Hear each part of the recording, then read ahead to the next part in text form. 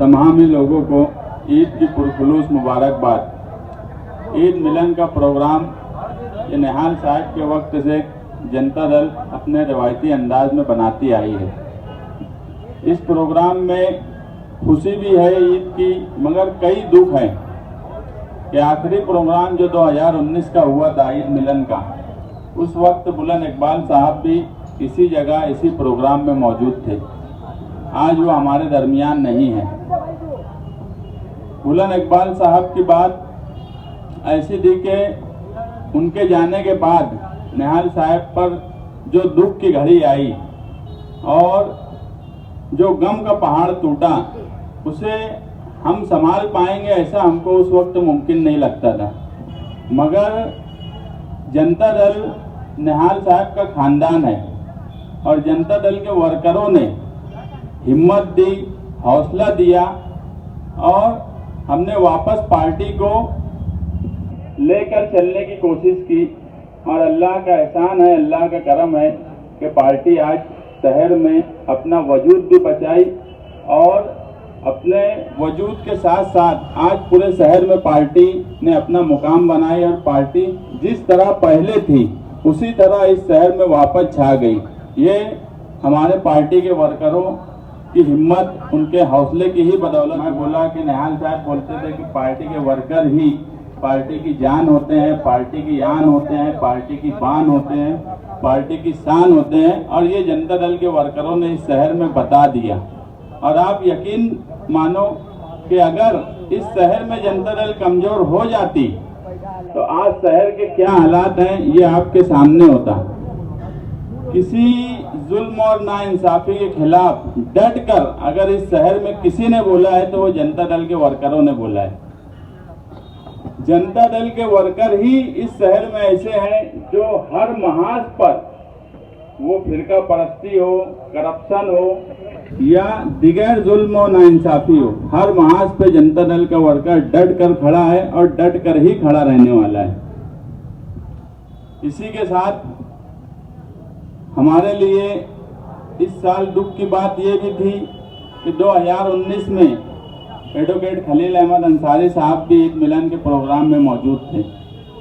उसके बाद वो तो मुसलसल बुलंद इकबाल के बाद एडवोकेट खलील अहमद अंसारी साहब ने मुसलसल पार्टी में काम काज किया और जहां हमको ज़रूरत पड़ी वहां हमारी सरपरस्ती भी की।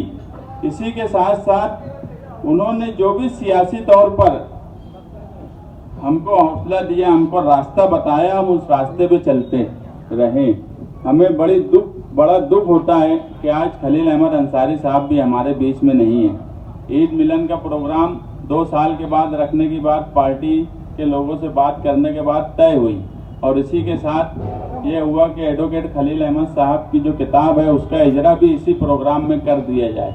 ये हमारे लिए और पार्टी के लिए खुशकिस्मती की बात है कि उनके फर्जंद यहाँ मौजूद हैं और जिन्होंने इस प्रोग्राम में उनकी किताब का इजरे का बाद रखा। एडवोकेट खलील अहमद अंसारी साहब के बारे में मुझे सिर्फ पार्टी के ताल्लुक से बोलना नहीं है, मालेगांव शहर में बुनकरों के लिए उन्होंने जो किया वो इससे पहले भी हमने बोले कि कोई भी गवर्नमेंट की स्कीम हो, बुनकरों तक उस स्कीम को पहुंचाने का काम एडवोकेट खलील अहमद अंसारी साहब ने किया।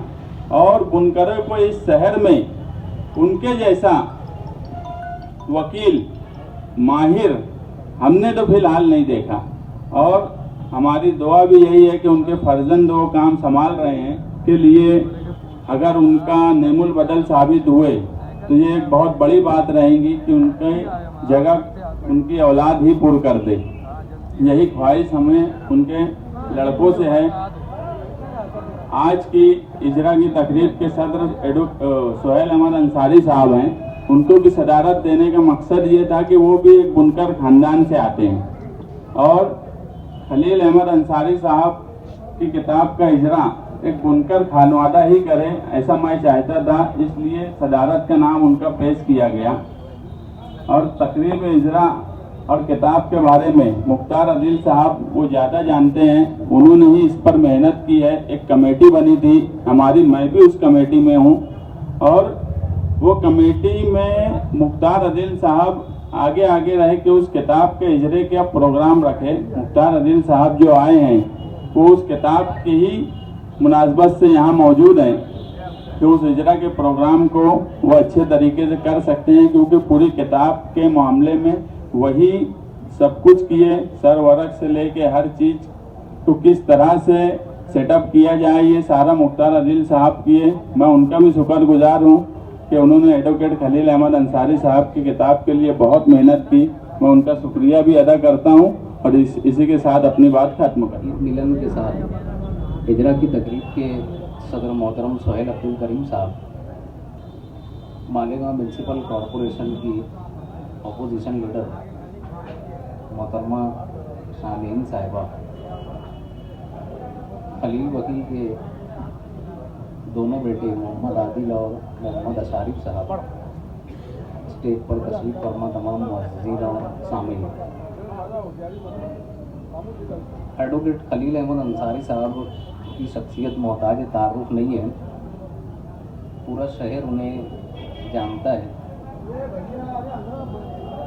ज़माने तालिबी इल्म से लेकर टैक्स कंसल्टेंट के तौर पर और एक पॉलिटिकल पार्टी के प्रेसिडेंट होने से लेकर एक मुअज़्ज़ज़ शहरी होने तक उन्होंने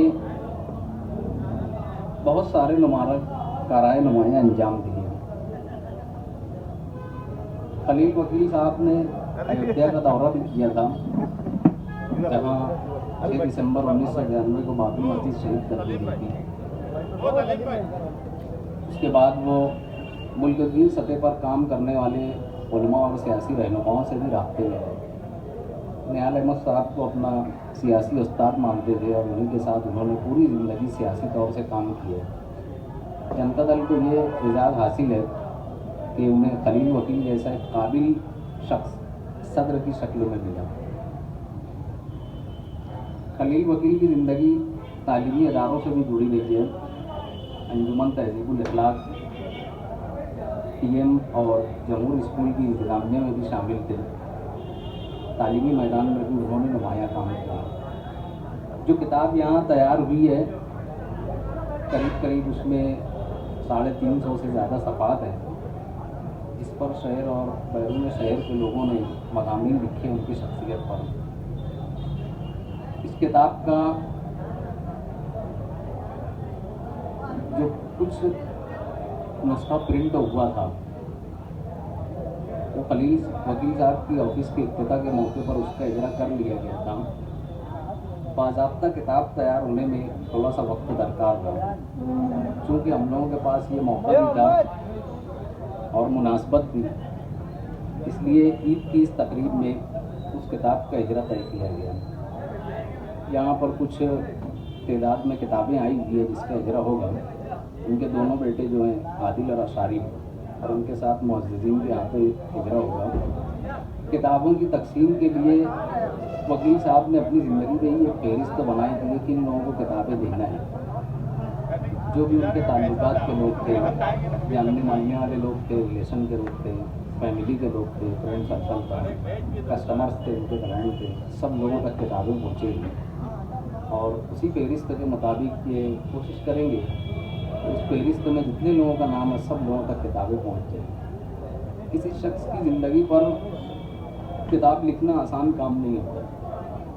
खलील वकील की ज़िंदगी पर जो किताब शाये हुई है उनमें दर्जनों अफराद के निगारिशात हैं, जिसमें मुफ्ती मोहम्मद इस्माइल कासमी साहब हैं, मौलाना सैयद अमीनुल कादरी साहब हैं, डॉक्टर सईद अहमद फैज़ी साहब हैं, मौलाना इदरीस हकीम मिस्री साहब हैं और मुख्तलिफ मकातबे फ़िक्र के नुमाइंदा अफराद के मज़मून उसमें शामिल हैं।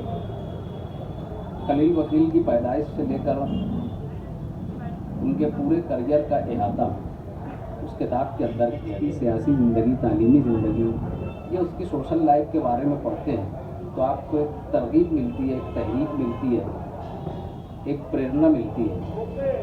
खलील वकील की लाइफ जो है टैक्स कंसल्टेंट के तौर पर रही है, और टैक्स कंसल्टेंट जो होता है वो किसी भी कंट्री के स्टील स्ट्रक्चर का बैकबोन होता है। हम लोग जो है आसान समझते हैं टैक्स कंसल्टेंट होना, लेकिन जो टैक्स कंसल्टेंट होता है उसको मालूम होता है कितनी दुश्वारी होती है। जैसे जैसे गवर्नमेंट नए नए टैक्सेस लेके आती गई, वैसे वैसे शहर के लोगों की रहनुमाई करने का काम खलील वकील साहब ने किया। इनकम टैक्स से पहले, इनकम टैक्स के बाद एक्साइज ड्यूटी है, उसके बाद वैट टैक्स आया, जीएसटी आया, goods and services tax. Tax का बराह रास्त ताल्लुक सनत से होता है और सरमायादार से होता है, और जैसे ही कोई नया टैक्स आता है कारोबारी अपराध जो है बेचैनी का शिकार हो जाते हैं। ऐसे हज़ारों अफराद की बेचैनी को दूर करने वाले खलील वकील साहब थे।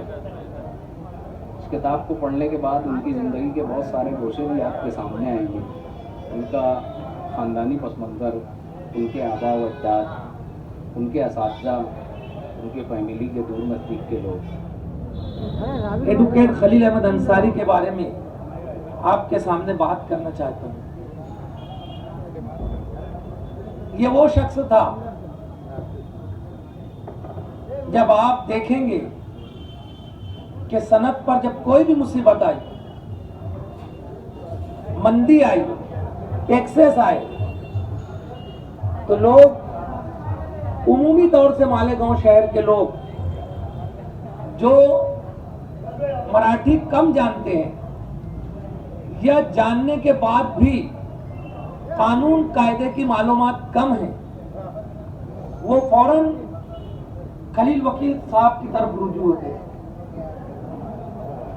शहर में बहुत सारे इनकम टैक्स वकील हैं, लेकिन ये खूबी खलील वकील साहब की थी कि वो इनकम टैक्स वकील होने के साथ साथ